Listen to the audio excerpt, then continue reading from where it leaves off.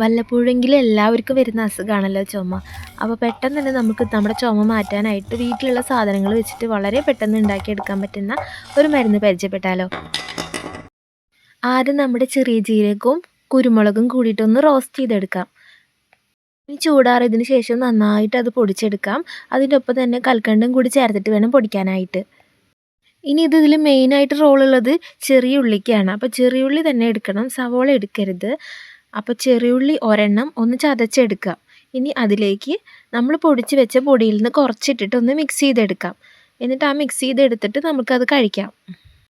ഇനി വേറൊരു കാര്യം എന്താണെന്ന് വെച്ച് കഴിഞ്ഞാൽ നമ്മൾ പൊടിച്ചെടുത്ത പൊടി ഇതുപോലെ ഒരു കുഞ്ഞ് ബോക്സിലാക്കി വെക്കുകയാണെങ്കിൽ നമുക്ക് ജോലിക്കൊക്കെ പോകുമ്പോഴും അല്ലെങ്കിൽ കോളേജിലോ സ്കൂളിലോ പോകുന്നവർക്കൊക്കെ ഇത് കൊടുത്തു വിടാനായിട്ട് പറ്റും. ഇങ്ങനെ ചെയ്യുകയാണെങ്കിൽ നമുക്ക് 100% റിസൾട്ട് കിട്ടും കേട്ടോ.